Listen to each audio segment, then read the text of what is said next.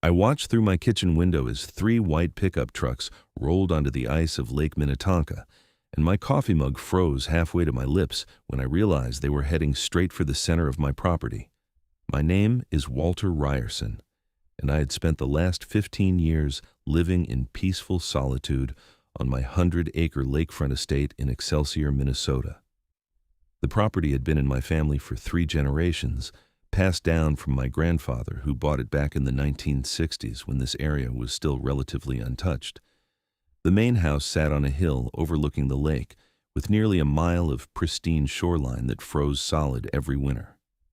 It was January now, and the ice was thick enough to drive on, which apparently someone had decided to take quite literally.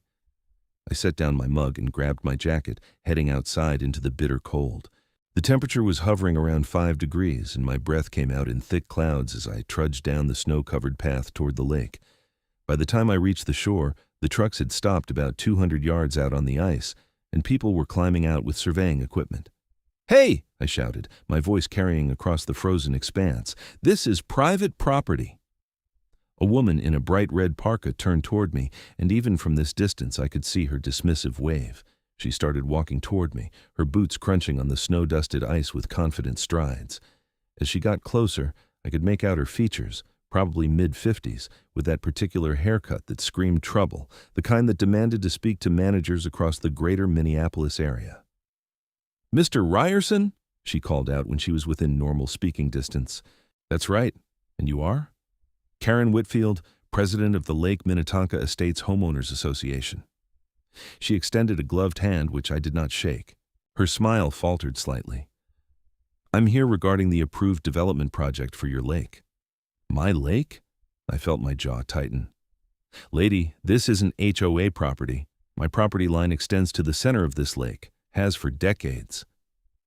Karen's expression shifted into that patient, condescending look that certain people perfect over years of believing they're always right.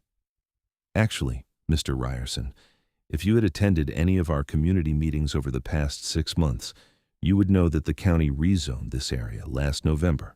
Your lake now falls under our jurisdiction, and we have full development rights." "That's impossible. Nobody contacted me about any rezoning. We sent certified letters to all affected property owners." She pulled out a tablet from her parka and tapped at it with her gloved fingers. "According to our records, you signed for yours on November 3rd. I had signed for a letter in November. I remembered it clearly because it had arrived the same day as my daughter's birthday gift, and I had been rushing out the door. I had tossed the official-looking envelope on my desk, meaning to read it later, and then completely forgotten about it in the chaos of the holidays. Even if that's true, you can't just build on someone's private lake. "It's not private anymore, Mr. Ryerson. As I said, the jurisdiction changed, and the HOA board voted unanimously to approve the Lake Vista condominium development. 47 luxury units, to be exact. They'll sit right here on the ice during winter, and we'll have floating platforms installed for the summer months." My brain struggled to process what she was saying. "You're going to put condos on my lake?" "On what is now community-shared recreational water space, yes. The development will bring substantial value to the area and provide much-needed housing. Construction begins today. We're just doing preliminary surveys and marking out the foundation points." "It's January. The lake is frozen." "Exactly. Perfect conditions for getting the initial work done. We'll drill the support pylons through the ice and anchor them to the bedrock below. Very innovative engineering. Really, once spring comes and the ice melts, the platforms will already be in place." I stared at her, then at the workers who were now setting up equipment and taking measurements on the ice. This couldn't be legal. It had to violate something. "I'll be contacting my lawyer," I said. "That's certainly your right. But I should warn you that fighting HOA decisions rarely goes well for individual homeowners. We have significant legal resources and the backing of the County Development Committee." Karen's smile was back, sharper now. "I suggest you accept the reality of the situation. Change is coming to Lake Minnetonka, Mr. Ryerson, whether you like it or not." She turned and walked back toward her crew, leaving me standing there in the cold, my anger rising with each breath. I pulled out my phone and called Marcus Chen, my attorney in Minneapolis. He had handled my family's legal matters for the past decade. Marcus answered on the third ring. "Walter, what's going on?" I explained the situation as quickly as I could, watching the workers drill holes into the ice and plant markers. By the time I finished, Marcus was silent for a long moment. "Did you attend any of the rezoning hearings?" he finally asked. "I didn't know there were any." "Did you read the certified letter?" "Not thoroughly, no." Another pause. "Walter, if they followed proper notification procedures and you didn't file an objection during the public comment period, this might be harder to fight than you'd think. But let me look into it. Don't sign anything, don't agree to anything, and document everything they're doing. Photos, videos, dates, times." I spent the next hour taking pictures and videos from every angle, watching as Karen's crew marked out a grid pattern on the ice that stretched across nearly half of my lake. They weren't just planning a few condos, they were planning an entire floating community. When they finally packed up and left as the sun started to set, I went back inside and found that letter. It was buried under a stack of mail and magazines on my desk. I opened it and began reading. The legal language was dense, but the gist was clear. The county had approved a rezoning petition from the Lake Minnetonka Estates HOA, converting several privately owned sections of the lake into community recreational water space for approved development purposes. Property owners had 30 days to file objections. That deadline had passed in early December while I had been dealing with a bad flu and preparing for my daughter Emily's visit over Christmas. I had missed it. I had missed the entire thing because I hadn't bothered to read an official letter. My phone rang. It was Marcus. "I've been doing some research," he said, "and I've got some bad news. The rezoning appears to be legal, at least procedurally. The HOA followed all the required notification steps. However, there might be grounds to challenge the actual development permits. Environmental impact, structural safety, that sort of thing. I'll need to dig deeper." "How long will that take?" "Weeks, maybe months. And Walter, I have to be honest with you, even if we find grounds to challenge getting an injunction to stop construction, that's an uphill battle. These HOA groups have become incredibly powerful in the past few years. They have whole legal teams dedicated to pushing through exactly these kinds of projects." I thanked him and hung up, then stood at my window looking out at the marked-up ice. In the fading light, I could see the red flags fluttering in the winter wind, each one marking where a condo would stand. That night, I barely slept. I kept thinking about my grandfather, about how he had worked 2 jobs to save enough money to buy this land, about summers spent swimming in this lake, teaching my daughter to fish from the dock, watching sunsets paint the water gold and pink. All of it about to be destroyed by some HOA development scheme. The next morning, they came back. This time there were 6 trucks, along with 2 large drilling rigs being transported on flatbed trailers. I watched from my porch as they drove onto the ice, which groaned under the weight but held firm. The ice was nearly 2 feet thick this time of year, more than strong enough to support heavy equipment. I walked down to confront them again, but this time Karen had a deputy with her. "Mr. Ryerson," she said with that same condescending smile. "Deputy Morrison is here to ensure there are no disruptions to our legal work today." The deputy, a young guy who looked uncomfortable with the whole situation, gave me an apologetic nod. "Sir, I'm just here to keep the peace. If they have the permits—" "I understand, Deputy." I kept my voice level. "I'm not here to cause trouble. I just want to watch what they're doing to my property." "The community's property," Karen corrected. "But you're welcome to observe from the shore. We ask that you don't venture onto the ice while heavy equipment is operating. Safety concerns, you understand." I spent that day watching them drill massive holes through the ice, pulling up cores that were indeed about 20 inches thick. They sank steel pylons down into the water, anchoring them somehow to the lake bed. I took more photos, more videos, and sent them all to Marcus. By the end of the week, the lake looked like a construction site. There were dozens of pylons now, sticking up through the ice like a forest of metal trees. They had brought in a mobile office trailer and parked it on the ice near the shore, complete with a generator and space heaters. Workers came and went in shifts, and I watched them build the beginning of what would become floating platforms. Emily called me that Saturday. She lived in Chicago now, working as an environmental consultant. "Dad, Mom told me what's happening. This is insane." That's one word for it, I said, watching another truck roll onto the ice. Yeah, have you talked to the EPA? There's no way they approved a development of this scale without environmental impact studies. Marcus is looking into it, but everything seems to be in order on paper. The HOA has been planning this for over a year, apparently. There has to be something we can do. I appreciated her anger on my behalf, but I was starting to feel defeated. Every day brought more construction, more pylons, more platforms. By mid-January, they had started framing out the first actual structures. The platforms were larger than I had imagined, each one designed to hold multiple condominium units. They were using some kind of modular construction system, bringing in prefabricated sections and bolting them together on site. Karen stopped by my house one afternoon, accompanied by a man in an expensive suit. "Mr. Ryerson, this is Derek Hammond, the developer of Lake Vista Condominiums. He'd like to have a word with you." Derek had the kind of smile that probably worked well at investor meetings.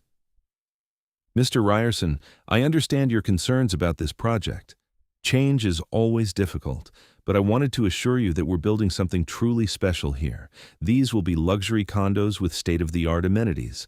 Property values in this area are going to skyrocket." "I don't care about property values. I care about my lake." "It's not really your lake anymore, though, is it?" His smile never wavered. "Look, I'm a reasonable man. How about this? I'll reserve one of the premium units for you at a significantly discounted rate. You could have a vacation condo right on your own property. Well, former property." "Get off my land." Karen's expression hardened. "There's no need to be rude, Mr. Ryerson. I said get off my land, both of you." They left, but Derek called back over his shoulder, "The offer stands if you change your mind." That night, I sat in my dark living room, too angry to turn on lights, just staring out at the illuminated construction site on the ice. They had set up floodlights now so they could work around the clock.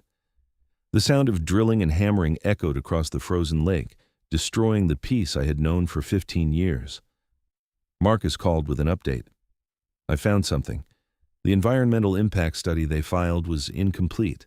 They didn't properly assess the effect on fish populations during spawning season. I'm filing a motion to halt construction pending a complete review." "How long will that take?" "The motion. I can file it Monday, but getting a ruling could be a few weeks. They'll be done by then." "Maybe not. These things take time to build, Walter. Have faith in the system." But I didn't have much faith left. I had watched the system fail me at every turn. The rezoning, the permits, the construction, everything had been rubber-stamped and approved while I had been oblivious. February arrived with a brutal cold snap. Temperatures dropped to 20 below zero, and the ice grew even thicker. The construction crews worked through it, bundled in insulated coveralls and taking frequent breaks in their heated trailer. I counted 12 platforms now, each one holding the framework for what would become 4 condominium units. 48 units total. They had increased the plan from 47 to 48. Emily came to visit in mid-February, driving up from Chicago despite the weather. She stood on my porch, staring at the construction site with her mouth open. "Oh my God, Dad, this is so much worse than I imagined. They're calling it Lake Vista Condominiums, starting prices at $800,000 per unit. How is this even structurally possible?" Apparently the platforms will float once the ice melts. They're anchored to the lake bed, but designed to rise and fall with water levels. Very innovative, according to Karen. Emily turned to me, and I saw the same fire in her eyes that her mother used to have. "There has to be something, some regulation they're violating. Let me make some calls." She spent the next 2 days on her phone and laptop, reaching out to contacts at various environmental agencies. She found some interesting information. The Lake Minnetonka Watershed District had approved the project, but several members of their board had ties to Derek Hammond's development company. Potential conflicts of interest, though nothing explicitly illegal. The local news picked up the story in late February. A reporter named Jessica Park from the Minneapolis Star-Tribune came out to interview me. "How do you feel watching this construction on what used to be your private property?" she asked, camera crew filming the scene behind her. "Like I'm being robbed in broad daylight," I said. "This HOA and their developer friends found a legal loophole to seize private property and profit from it. and there doesn't seem to be anything I can do to stop them. What? The story ran the next day with the headline, Lakefront Development or Lakefront Theft. HOA, Project Sparks Controversy. It got some attention on social media, and a few local politicians made sympathetic noises, but nothing changed. The construction continued. Karen, however, was not happy about the press coverage. She showed up at my door the next morning with a formal-looking document. Mr. Ryerson, the HOA board has voted to fine you for making defamatory statements about our organization and the Lake Vista project. Fine me? I'm not even part of your HOA. Actually, as of the rezoning, your property does fall under our jurisdiction. You should have received the updated HOA agreement in your welcome packet. I never received any welcome packet. We have records showing it was delivered to your mailbox on January 15th. She handed me the document. This is a notice of fine in the amount of $5,000 for defamation and creating a hostile environment that interferes with approved community development. I looked at the paper, then at her. You're joking. The fine will increase by $1,000 per day until paid. You have 10 days to appeal to the HOA board, though I should mention that I am the board, along with 2 other members who voted unanimously for this action. I'll see you in court. Add another $5,000 for threatening legal action against HOA board members in the execution of their duties. She pulled out a tablet and tapped at it. That's $10,000 total now. Have a nice day, Mr. Ryerson. I called Marcus immediately. They're fining me. Can they do that? If your property is now under their jurisdiction and you violated their bylaws, technically yes, but these fines are ridiculous. We can fight them. Add it to the list of complaints. The list was getting long. Marcus had filed multiple motions by now, challenges to the environmental review, complaints about the rezoning process, disputes over the HOA's authority, and now protests against the fines. All of it was tangled up in the court system with no resolution in sight. Meanwhile, the condos kept rising from the ice. By early March, they had completed the framework for all 48 units. The structures were impressive, I had to admit. Each platform held 4 units, arranged in a square with open space in the middle. They were using lightweight but strong materials, designed to withstand wind and waves once the ice melted. The exteriors were going up now, modern designs with floor-to-ceiling windows and sleek metal siding. Derek Hammond was on site more frequently now, giving tours to potential buyers. I watched from my porch as he led groups of wealthy-looking couples across the ice, gesturing enthusiastically at his floating condominium complex. And the best part, I heard him say to one group, is that these are considered watercraft under state law, so property taxes are minimal. You get all the benefits of lakefront living at a fraction of the usual cost. Watercraft. That was their loophole. They weren't technically building on land, so different regulations applied. Emily called me with news. Dad, I found something. The Minnesota DNR has regulations about floating structures on public waterways. If these condos are classified as watercraft, they need special permits and regular inspections. I checked with the DNR, and Lake Vista doesn't have those permits. Finally, a real violation. Marcus filed an emergency motion, and this one got traction. A judge issued a temporary stop work order while the DNR investigated. Karen was furious. She came to my property with the deputy again. You're interfering with a legal development project, Mr. Ryerson. Your fines now total $47,000, and if you don't cease your harassment of the HOA and the Lake Vista project, we will place a lien on your property. Harassment? I'm exercising my legal rights. You're abusing the legal system to pursue a personal vendetta. The HOA board has authorized me to take any necessary steps to protect our community investment. The stop work order lasted 5 days. Then Derek Hammond's lawyers produced the permits. They had been filed months ago under a different project name and had been approved without the DNR making the connection to Lake Vista. Everything was legal again. Construction resumed, and my hope died a little more. The ice started to thin in late March. The temperature was climbing into the 40s during the day, and I could hear the ice groaning and cracking at night. The construction crews had anticipated this. They brought in boats and barges, preparing for the transition from ice to open water. I watched it happen over the course of 2 weeks. The ice receded from the shoreline first, creating a gap between land and the construction site. The crews used the boats to ferry materials and workers. Then, one morning in early April, I woke up to find the ice had broken up overnight. The platforms were floating, 48 condominium units arranged in 12 platform clusters, bobbing gently on the water of what used to be my private lake. They were tethered to the pylons they had sunk through the ice, which kept them from drifting but allowed them to move with the waves. It was surreal. It looked like someone had taken a suburban neighborhood and just dropped it onto the water. Derek Hammond held a press conference that afternoon, standing on the deck of the central platform with Lake Minnetonka sparkling behind him. "Lake Vista Condominiums represents the future of waterfront development," he announced to the gathered media. "We've created luxury living that works in harmony with the natural environment, providing housing where land-based construction isn't feasible. Every unit has already been pre-sold, with a waiting list for Phase 2. Phase 2. They were planning to do this again. I was standing on my deck watching the press conference through binoculars when I noticed something. The platforms were floating, yes, but they weren't floating level. Some of them were tilting slightly, their moorings not quite balanced, and the platform closest to the northern end of the development was sitting noticeably lower in the water than the others. I grabbed my phone and zoomed in with the camera. The northern platform was definitely sinking, not quickly but steadily. Water was lapping over the edge of the decks. I called Emily. "Something's wrong with one of the platforms. It's taking on water." "Are people in danger?" "I don't think anyone's moved in yet. They're still doing finish work. But Emily, if one platform is failing, the others might too," she finished. "Dad, you need to document this, and maybe call the sheriff's office.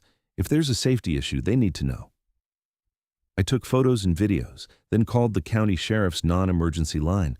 I explained the situation and was told someone would come take a look.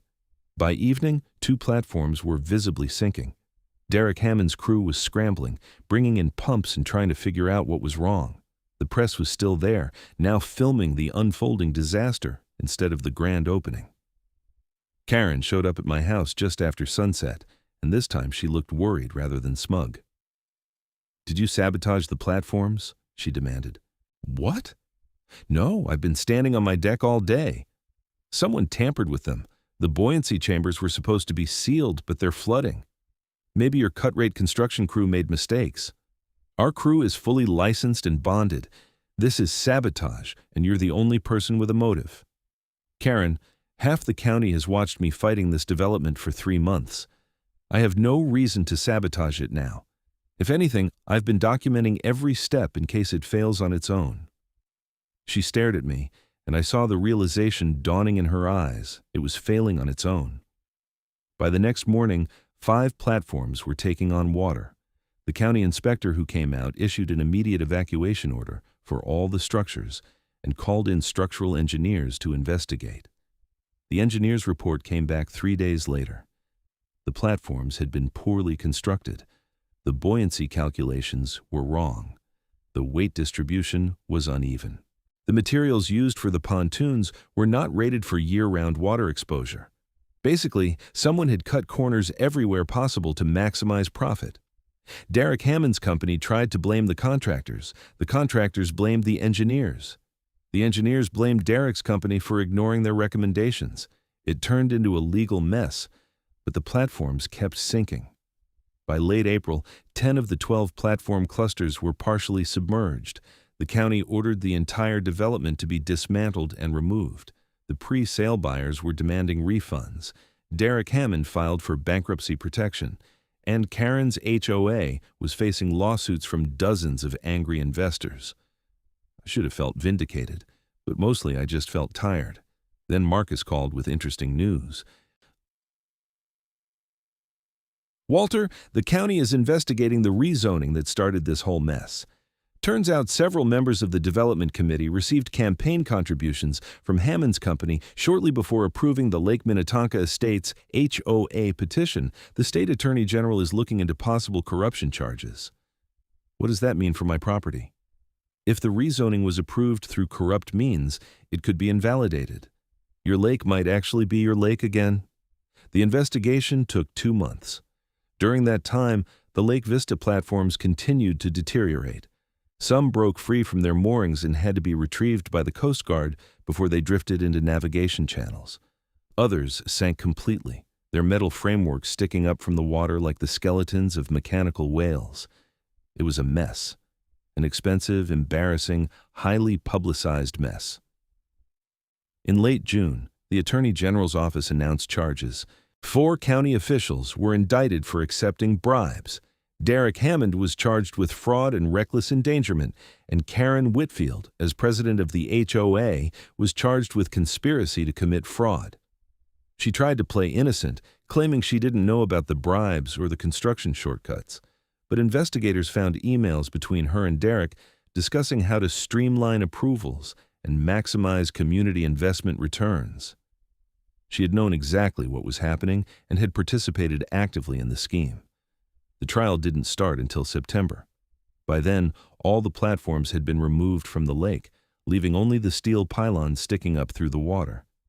The county ordered those removed too, at Hammond's company's expense, though since the company was bankrupt, taxpayers ended up footing much of the bill. I attended the trial every day. So did Emily, who took time off work to be there. We sat in the gallery and watched as prosecutors laid out the entire scheme. How Hammond had approached the HOA with a development plan, how they had bribed county officials to approve the rezoning, how they had cut corners on construction to increase profits, and how they had knowingly put people's lives at risk with unsafe structures. Karen Whitfield looked smaller in the courtroom than she had on my property. The confidence was gone, replaced by the pale, drawn expression of someone watching their life fall apart. When she took the stand in her own defense, she tried to claim she had been manipulated by Derek Hammond, that she had truly believed the project was legal and safe.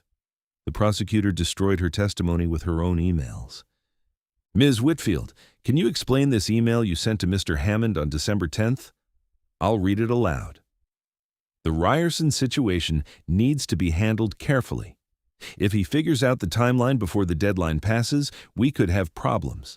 Suggest we sit on his certified letter notification for a week before delivery to cut it close. Karen's face went white. That's taken out of context. Is it?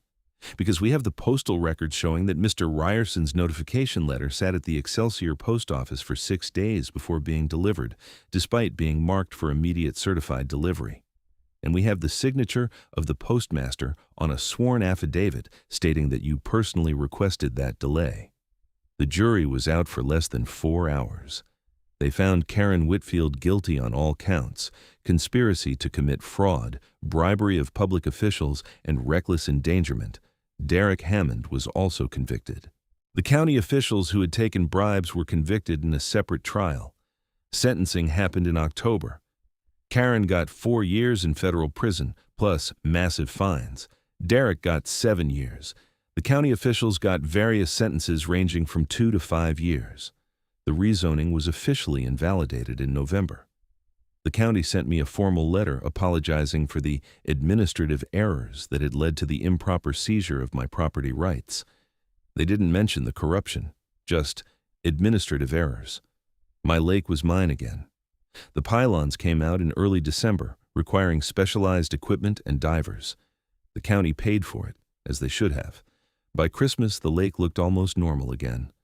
There were some scars on the lake bed where the pylons had been anchored, and the fish population would take time to recover from the disruption, but the water was clear and the ice was forming clean and smooth. Emily came to visit for the holidays, her first time back since the trial. "How does it feel, Dad?" she asked as we stood on the deck, watching snow fall onto the frozen lake. "Like waking up from a nightmare," I said, "but also like I lost something I'll never get back. I used to think of this place as peaceful, untouchable. Now I know how easily it can be taken away. But you fought for it. You didn't give up. I got lucky. If those platforms had been built correctly, if they hadn't sunk, I'd be looking at condos right now. Maybe, but maybe not. The corruption would have come out eventually. Bad people doing bad things always slip up eventually." I wanted to believe that, but I had seen how close it had come. If the ice had been a little less thick, If the construction had been a little better, if Derek Hammond had been a little less greedy and cut fewer corners, Lake Vista condominiums would be standing right now, and I would be powerless to stop it. The lawsuits continued for another year. The pre-sale buyers sued Hammond's company, the HOA, and the county. Some of them tried to sue me for interference with business relations, which was laughable and quickly dismissed. The whole thing generated millions in legal fees and resulted in several law firms making very good money. I received a settlement check in January of the following year. The county had decided to settle with affected property owners rather than face more lawsuits. It was a decent amount, enough to cover my legal fees and then some, but it felt like hush money. Here's some cash. Please stop reminding everyone how badly we screwed up. I donated most of it to environmental protection organizations working to strengthen property rights laws and increase oversight of HOA activities. Emily helped me find good organizations doing real work. Marcus Chen continued representing me through all the aftermath, and we became actual friends rather than just attorney and client. He told me that the Lake Minnetonka situation had sparked interest among state legislators, and several bills were being proposed to reform HOA powers and prevent similar land grabs. "You might have accidentally started a movement," he said over drinks one evening. "I just wanted to keep my lake. And in doing so, you exposed a massive corruption scheme and showed how vulnerable private property owners are to HOA overreach. That matters, Walter." Maybe it did. The story had certainly gotten attention. Jessica Park from the Star Tribune wrote a series of articles about HOA abuses that won some kind of journalism award. Other media outlets picked up the story. A documentary crew even contacted me about filming, though I declined. I had spent enough time reliving that year. Karen Whitfield's appeals were all denied. She began serving her sentence at FCI Waseca in southern Minnesota. Derek Hammond's appeals were also denied, and he was sent to a federal prison in Wisconsin. The county officials who had been convicted were scattered across various facilities. I never felt satisfaction from their imprisonment, just a kind of tired relief that it was over. Justice had been served, I supposed, though it felt hollow. They had still stolen a year of my life, still violated my property, still caused enormous stress and expense. Prison sentences didn't undo any of that. Life slowly returned to normal. The Lake Minnetonka Estates HOA dissolved after most of its members voted to terminate the organization. New property owners in the area declined to form a new one, apparently having learned their lesson about giving neighborhood busybodies too much power. The lake healed. Fish populations recovered, the water cleared. The spots where pylons had been anchored gradually faded as sediment, and plant life reclaimed the disturbed areas. I started fishing again in the spring, something I had been too stressed to do during the previous year. Sitting in my boat, line in the water, sun on my face, I finally felt the peace I had taken for granted for so many years. Emily visited regularly, sometimes bringing her girlfriend Nicole, who was also an environmental consultant. The three of us would sit on the deck in the evenings, drinking wine and watching the sun set over the water.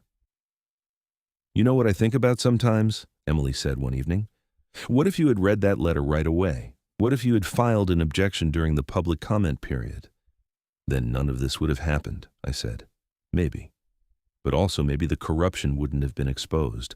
Maybe Derek Hammond and Karen Whitfield would have done the same thing somewhere else, to someone with fewer resources to fight back. Maybe everything happened the way it needed to." It was a generous interpretation, but I appreciated it.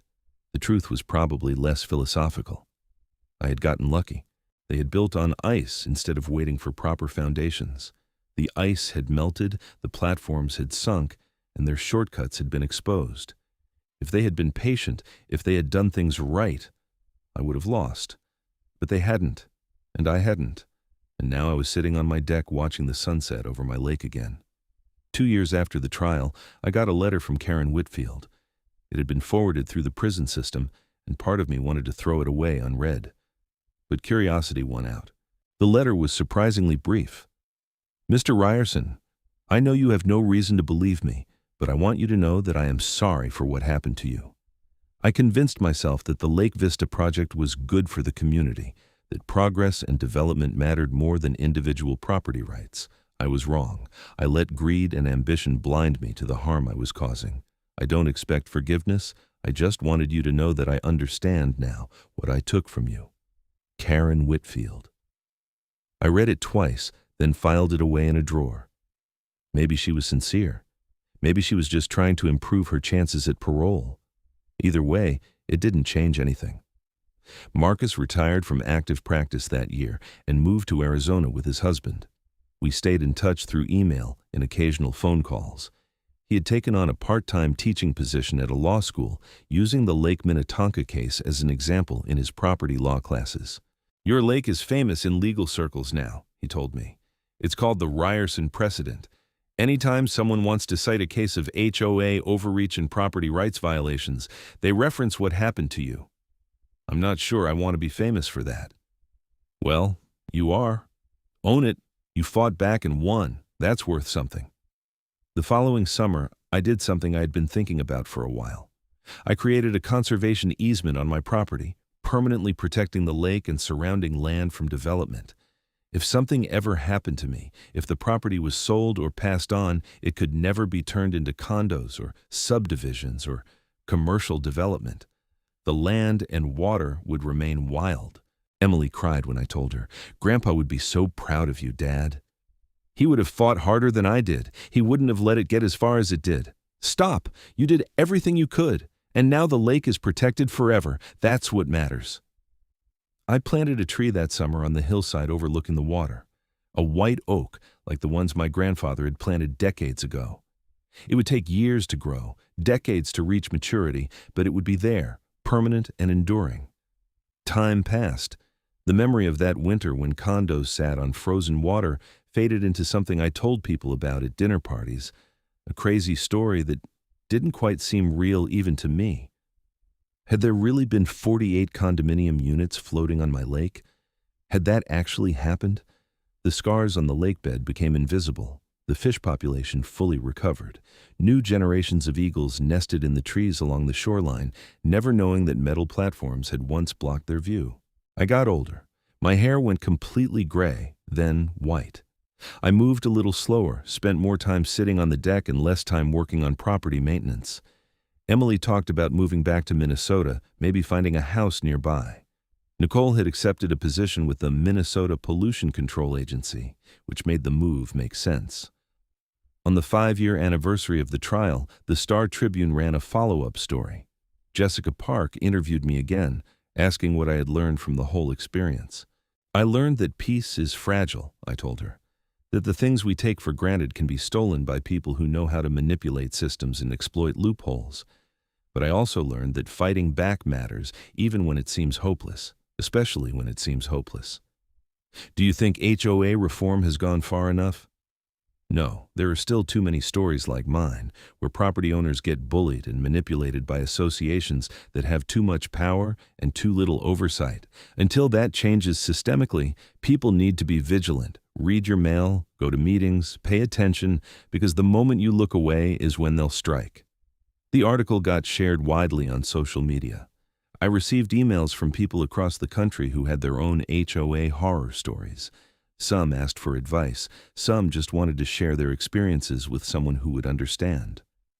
I tried to respond to all of them, offering what wisdom I could. Karen Whitfield was released after serving 3 years of her 4-year sentence, credited for good behavior. I heard she moved to South Dakota and took a job as a grocery store clerk under her maiden name. Derek Hammond was still in prison and would be for several more years. The county officials had all been released and were presumably trying to rebuild their lives somewhere far from Minnesota. I didn't follow their stories closely. They had taken enough of my time and energy. I was more interested in watching the oak tree grow, in catching walleye from my boat, in sitting with Emily and Nicole on the deck while the sun painted the sky purple and gold. The lake was mine again. Had been for years now, but more importantly, it was protected. Whatever happened in the future, whoever owned this property after me, the lake would remain wild and free. No condos, no development, no HOA schemes could touch it. That was enough. That was everything. On quiet winter mornings when the lake froze solid and smooth, I would sometimes walk out onto the ice and stand where the platforms had been. I would remember that surreal time when 48 condos sat on frozen water and how it had all come crashing down when spring arrived. I had waited, I had watched, I had let the ice handle it, and the ice had not let me down. The lesson wasn't just about melting ice and sinking platforms, though. It was about patience, about knowing when to fight and when to wait, about trusting that bad foundations eventually reveal themselves. Karen and Derek had built their scheme on ice, metaphorically and literally. They had rushed, cut corners, prioritized profit over stability. And when the seasons changed, when pressure was applied, everything had collapsed. I thought about that a lot, about how many things in life are built on ice, looking solid and permanent but fundamentally unstable, about how patience and time reveal the truth. My grandfather used to say that the land remembers. He meant it poetically, but I had learned it was literally true. The lake had absorbed the insult of those pylons and platforms, had endured the construction and pollution, and then had healed itself once the offending structures were removed. The land, the water, the ecosystem had been stronger than human greed. That gave me hope for other things, too. For Emily's generation, who would inherit a world damaged by short-sighted decisions and corrupt schemes, for communities learning to push back against unchecked power, for individuals fighting their own battles against systems designed to overwhelm them. The ice always melts eventually. Spring always comes, and what was built without integrity always sinks. I stood on my deck one last time as the sun set, watching colors dance across the water. The lake was quiet, peaceful, untouched by anything except wind and fish and the occasional eagle. This was how it was meant to be. This was how it would stay. Somewhere in a prison cell, Karen Whitfield had learned about the consequences of greed. Somewhere in bankruptcy proceedings, Derek Hammond had learned about the cost of cutting corners. And somewhere in my own heart, I had learned about the value of holding on to what matters, of fighting for it even when the system fails, of trusting that truth eventually surfaces. The story of the condos on the frozen lake had become local legend, a cautionary tale told at community meetings and zoning hearings across Minnesota.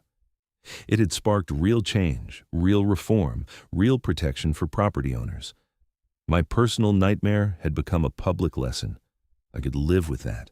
I could even feel good about it. As darkness settled over the lake, I went inside and closed the door. Tomorrow I would fish. Tomorrow I would tend the oak tree.